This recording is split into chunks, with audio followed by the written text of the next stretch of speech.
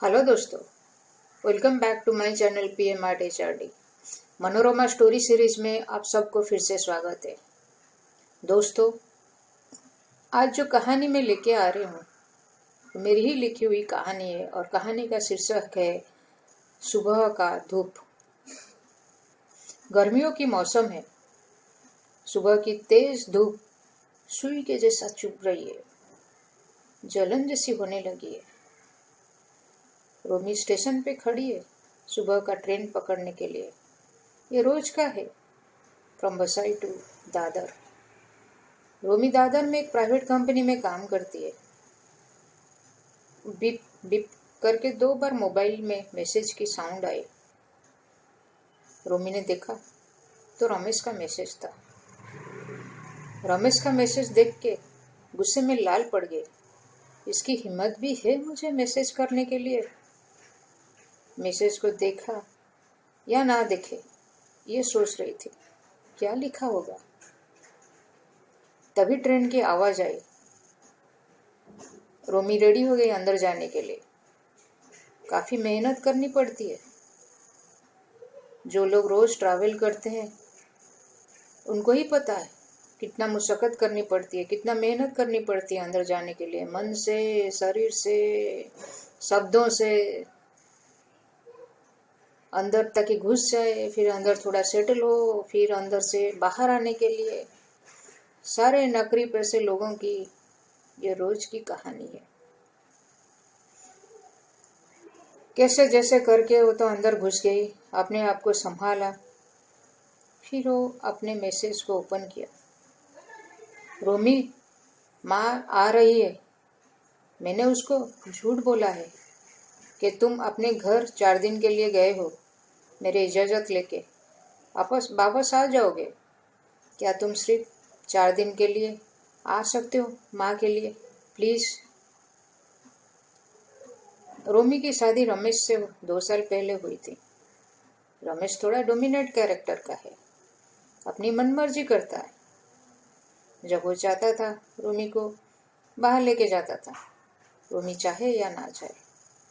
और रोमी थक जाती थी, लेकिन जब रोमी चाहती थी वो जाता ही नहीं था। रोमी को एक क्लोजनेस चाहिए था, लेकिन वो हो नहीं पा रहा था। वो चाहती थी पास में बैठे, साथ में चाय पिए, थोड़ा बात करे, एक दूसरे को टाइम दे, लेकिन वो हो नहीं पा रहा था। दोनों सुबह उठ के काम पे जाते थे और फिर अपनी अपनी काम में बिजी हो जाते थे। धीरे धीरे ये गैप बढ़ने लगी। फिर धीरे धीरे बातचीत भी बंद होने लगी। 2 लोग एक घर में अजनबी बन गए। फिर रोमी ने फैसला किया अलग होने के लिए और बाहर एक घर लेके रहने लगी। आज रमेश का रिक्वेस्ट था माँ के लिए, कोई आदेश या मनमानी नहीं थी। रोमी ने काफी सोचा, फिर उसने फैसला किया कि माँ के लिए कम से कम 4 दिन जाके रमेश के पास रह लो। तो चली गई वो रमेश के पास रहने के लिए। माँ के आने के बाद उसने काफ़ी सेवा की माँ की, जैसे वो करती है।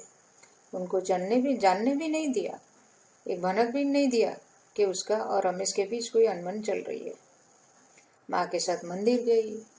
माँ ने मन्नत मांगी वंश को आगे बढ़ाने के लिए।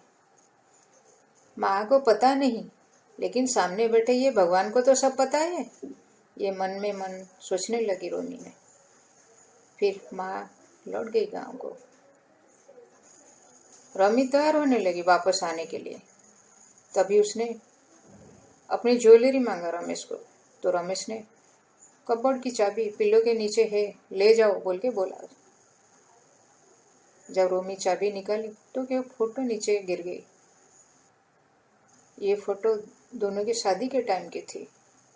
उसको देख के वो सोच में पड़ गई कि रमेश अभी भी उसको मिस कर रहा है, यानी उसको प्यार कर रहा है अभी भी। रोमी चाबी लेके अलमीरा खोला तो पाया जैसे थे सारे चीज वैसे ही है। उसमें कोई चेंजेस नहीं है, सब उसके ही चॉइस में रखा हुआ है। जैसे उसने रखा था वही हिसाब से है। फिर उसने कुछ साड़ियाँ निकाली तो देखा शादी के टाइम का चूड़ी और सिंदूर। थोड़ा सा सिंदूर उसने लगा लिया माथे पे। फिर पूरा घर में नजर डाला। सारा चीज तो वैसे ही है, उसमें तो कोई भी चेंज नहीं है। रमेश ने कोई चेंज नहीं करवाया है, कुछ नहीं बदला उसका घर में।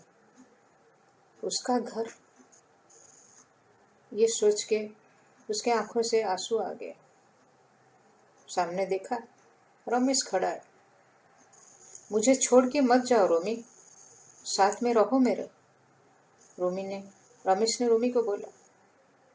ये सुन के रोमी दौड़ के जाके उसको पकड़ लिया।